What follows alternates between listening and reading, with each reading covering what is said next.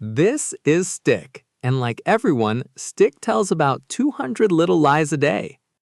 Tiny ones, harmless ones, the grease that keeps the whole world turning. I'm 5 minutes away. The check is in the mail. No, really, that dress looks great. But what if, overnight, every single human on Earth lost the ability to lie? It started at breakfast. Stick's roommate asked how he slept. He meant to say fine. What came out instead was the truth. He tried to take it back. He couldn't. The lie simply wouldn't form. By 9 a.m., it was everyone. 8 billion people. Not one of them able to lie. The compliments went first. Nice haircut, the neighbor started. Then, helplessly, actually, it's quite bad. Small talk died on contact. Miserable, and I have never cared about your answer. Turns out, most of what we say is just padding, and the padding was gone. Then the economy noticed. Every ad rewrote itself. World's best coffee became lukewarm and overpriced. Our burgers are mostly filler. This car will lose half its value by Friday. Even the salesman gave up. You do not need this, and it will not make you happy. Online, it was carnage. Every post suddenly had to be true. Living my best life became, I am deeply in debt and extremely tired. Influencers vanished overnight. The whole industry ran on a filter that no longer worked. The most liked post that whole day just read, "None of us know what we are doing." In schools, it was a different kind of carnage. A kid asked if he was smart. The teacher said, "No, but you're kind, and that lasts longer." Grades came back with no mercy and no inflation. Report cards became brutal little autobiographies. Strangely, the kids handled it best of anyone. They'd never learned to hide yet. We teach them that part. That night, Stick had a first date. He had been dreading it for weeks. There would be no charming, no pretending, only the truth. She asked what he thought of her. He blurted, "You're out of my league, and I'm terrified." And she, unable to be polite, told him exactly how she felt right back. It was the most honest conversation either of them had ever had, and it went weirdly, wonderfully well. Work, on the other hand, was a bloodbath. The boss opened the morning meeting with, "Honestly, most of you are not necessary." Then he kept going because he couldn't stop telling the truth either. Then Stick's turn. They asked if he liked his job. He said, "No, and I want yours." By lunch, half the company had quit, and the other half had been promoted purely for honesty. The courts, strangely, had it easiest of all. Every defendant confessed instantly. Did you do it? Yes, obviously. Can I go now? Trials lasted 90 seconds. The lawyers wept. They had nothing left to do. Justice was suddenly perfect, and somehow even that felt unsettling. But high up, where countries talk to each other, the truth turned dangerous. No more bluffing. No more, "we'll consider it." One leader admitted, "We were going to invade you." Deterrence runs on bluffing. Poker runs on bluffing. Peace, it turns out, runs on a little bluffing too.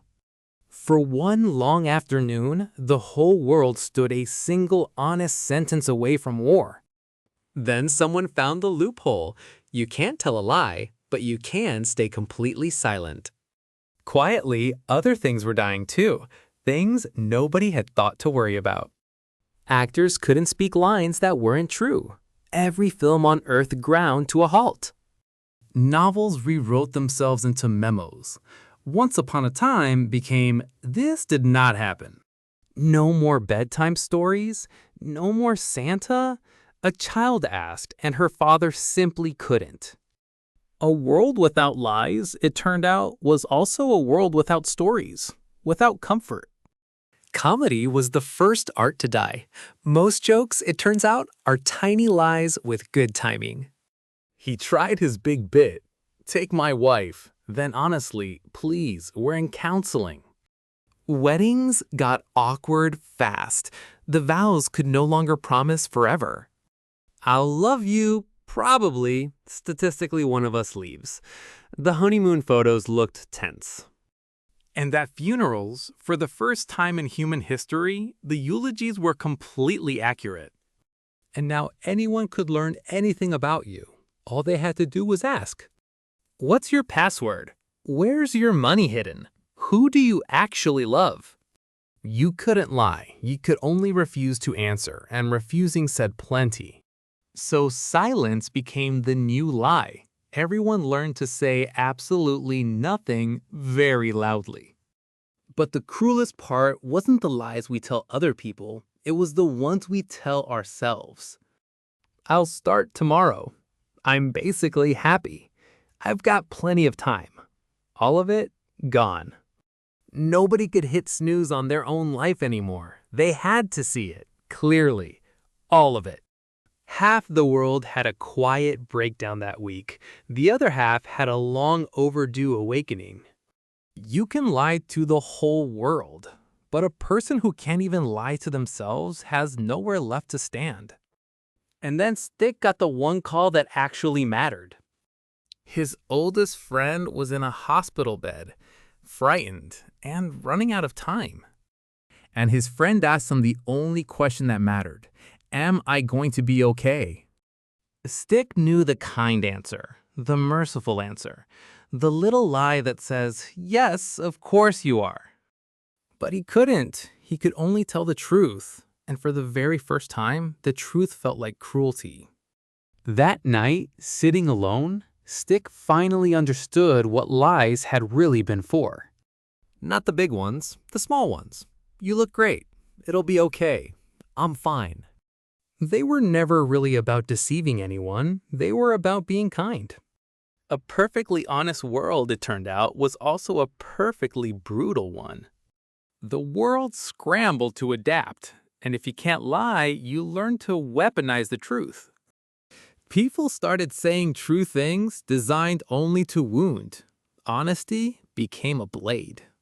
Markets ran on confidence. Confidence ran on optimism. The forecast now read, we don't know. Everything built on a comfortable story, money, status, faith in tomorrow, started to wobble. Scientists raced to reverse it. They found the cause, and then they found the switch. One button, press it, and the world could lie again. The vote was put to every single person. And the world hesitated, because honesty was brutal, but it was also finally completely real. No more spin, no more fine print, no more I'm fine when you're not. Did they really want the lies back? Stick thought about his friend in that hospital bed, and he reached for the button. And then Stick woke up. His own bed, his own perfectly ordinary morning. He could lie again. He tested it out loud. I am a giraffe. The words came easily. He laughed out loud, and then, from the kitchen, his roommate asked how he slept. And Stick smiled and said, great, I slept great. A small, kind, completely unnecessary lie. Because some lies aren't really lies at all. They're just how we say, I want your day to be okay. Stick life. Next time, what if everyone could hear every thought in your head?